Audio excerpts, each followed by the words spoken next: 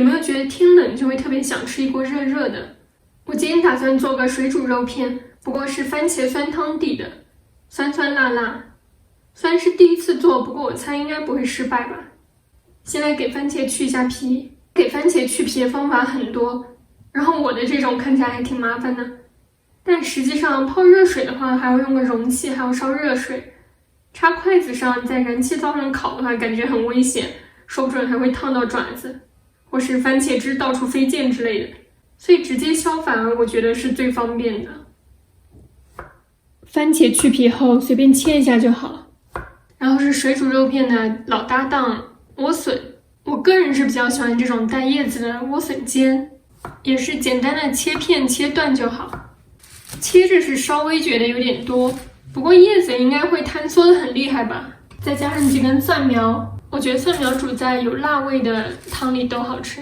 最后再来点鲜豆皮，已经快要把一个水煮肉片吃成火锅了。不对，麻辣烫了。最后是剁一点蒜和辣椒。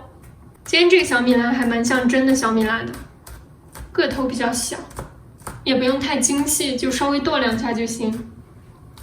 最后来切下肉，我今天用的是猪的小里脊，小里脊就会比大里脊，也就是外脊更嫩一些。然后等下腌制的过程中，我就可以少加一点淀粉。今天我应该吃不完全部，不过还是一次性把它切了，然后放到保鲜盒里，这样下次吃的时候我就不用再麻烦一次了。如果只说好切的程度的话，倒是大里脊更好切一些。因为我今天只做这一道菜，所以把肉放到最后切呢，我就不用中途一直洗菜板或者换菜板了。每天绞尽脑汁就在想怎么少做一点工。腌制很简单，就加点草果粉，一点点淀粉，一些水，然后先给它搅匀，让肉把所有的水都吸收了。传说中的注水肉，不过不要担心，因为等下不是炒肉，所以它即使有些水分，也不会疯狂的溅油。等水都吸收了，可以再放一点点油，然后就腌制好了。番茄是刚才就已经放锅里了，因为不用等油热，所以先放番茄和先放油都是一样的，直接开火把番茄炒出汁。如果想再酸一点的话，可以加点醋，不过我正好有贵州的红酸汤。等番茄炒的差不多就可以加水了。与此同时，耐煮的豆皮就可以先下锅了，然后莴笋片下锅，来点盐、酱油，接下来是蒜苗叶。怎么感觉这个锅稍微有点满，不知道莴笋叶能不能加得进去。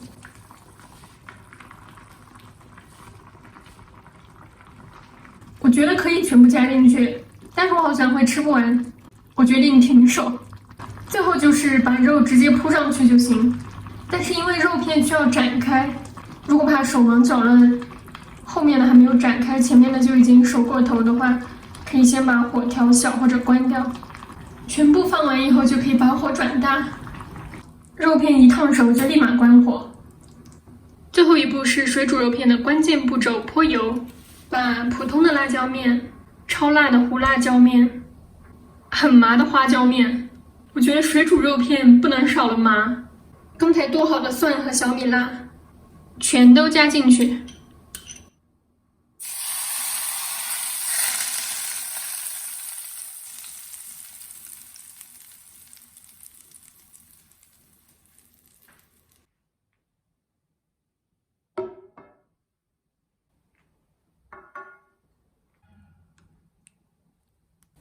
闻着就好香啊！小里肉真的是没话说，特别的嫩。虽然它切不出来那种大片大片好看的样子，不过吃起来真不错。莴笋片也非常好吃，煮在辣辣的汤里，但是还能吃到一丝丝它自己的清甜。豆皮也不错，不过最佳组合是豆皮裹上蒜苗叶，它俩的味道怎么会这么搭呀？番茄还没有完全的煮化，所以还是能吃到它的果肉的。我觉得如果是爱吃酸辣的人，应该都会喜欢这种做法吧。因为蒜呀、辣椒粉、花椒粉都给的很够量，而且番茄其实为这个汤底提供了甜味的平衡，所以完全不会寡淡。虽然不是说真的能吃出甜的味道来，吃起来有点像冒菜，但是是那种健康版的冒菜，就是没有超高的钠含量，吃了以后一会儿不用狂喝水的感觉。如果是爱吃酸辣味的人，值得一试。